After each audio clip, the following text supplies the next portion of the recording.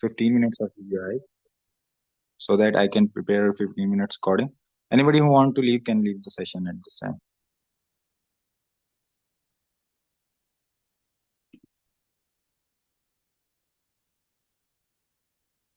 Okay.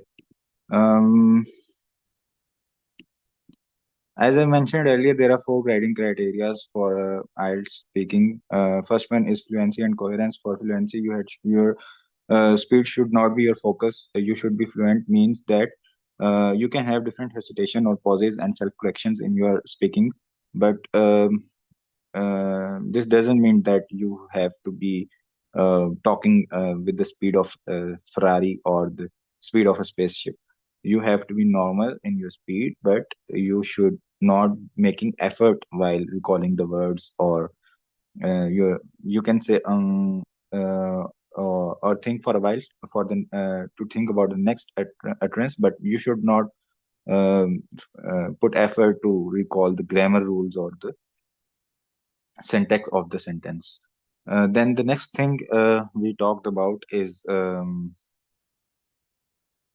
lexical resource. Lexical resource, as I mentioned earlier, means that vocabulary for the specific field.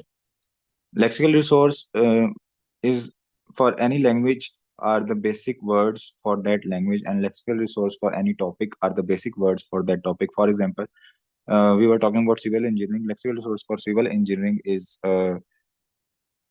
um, mine, civil Construction, engineering, industry, construction construction, material, materials, yes, steel.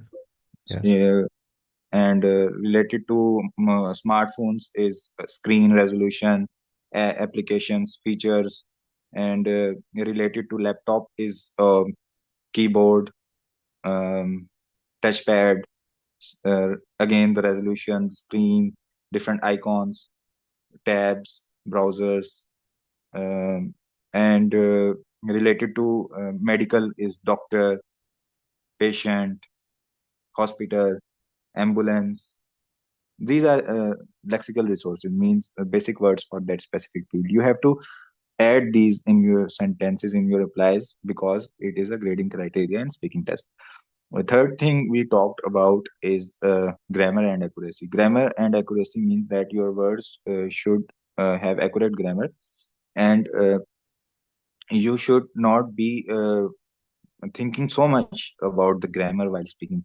For example, for if I say the word I, you have to use have with the I, not has with the I. Or if I'm saying that you, then I'll say you um, are, not you is. So this is grammar, basic grammar. So with practice, you can increase your accuracy in grammar, and I think you just need the revision for the grammar, not the whole course for the grammar, because we are learning these things since our childhood. And the fourth thing was pronunciation, which means that you are pronouncing the word correctly, and you are using different contractions. And for example, I, you are saying I'll instead of I will, it's instead of it is. So you are also using complex words in your sentences. Complex doesn't mean that you should use uncommon or tricky or fancy words in your sentences. Complex sentence means that your sentence is consists of more than one clause. If there is one clause, then it means that it is a simple sentence. If there is more than one clause, that it means a complex sentence. Nothing more um, makes complex sentence. And for the speaking session, you should be prepared before in hand, that first of all you will be asked that what is your name, how should I call you, what is your hometown, show me your ID. These are general questions and fixed questions for everyone, so you should be prepared for them, so that you stay confident and you know what you will be asked and what will be the scenario in the real test. Then you will be asked questions of the part one, which will be related to you about your hobbies, your work, your study, your hometown. What is the famous thing about your hometown? What is the unique thing about your hometown? Or do you study or do you work? What is the major field in which you study? Is this famous in your university? How do you get fit with your classmates? Um, and about work, what was your best thing you happened to you at your workplace? How was your first day at work? So these are common questions. And about your hobbies, what do you do in your free time? What do you like about this thing? And if you have to try another thing, what will be that thing? What will you do in your future? So these are common questions. You can practice them. You can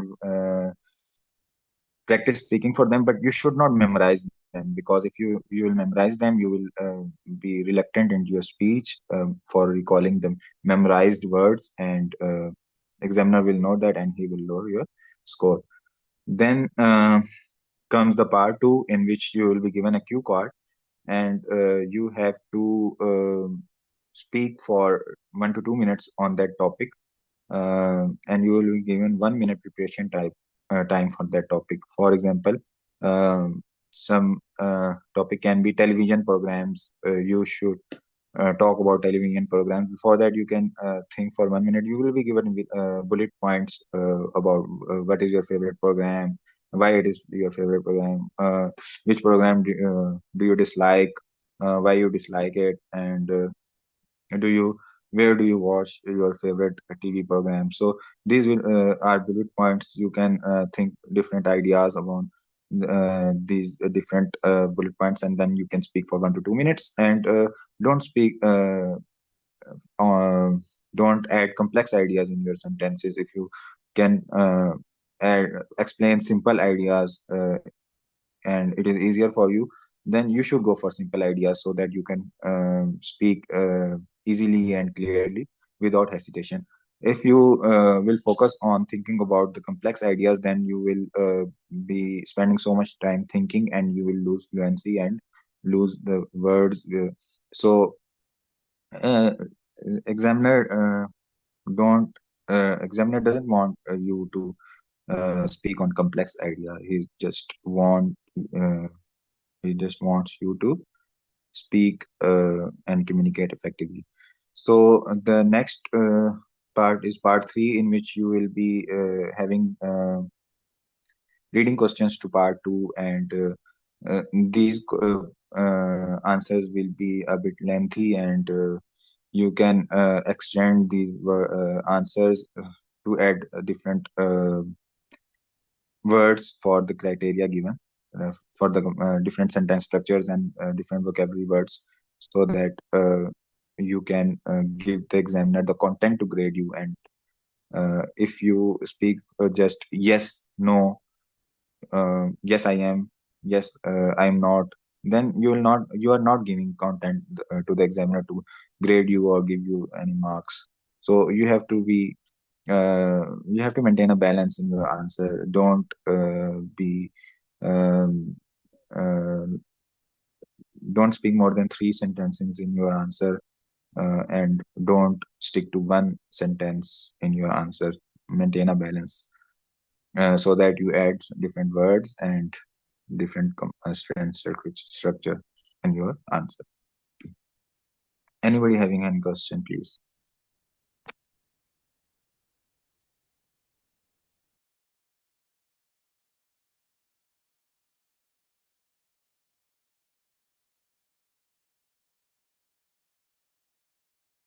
Those are pretty cool. Okay. Thank you so much, everyone, for joining. Take care. Allah Hafiz. I love it.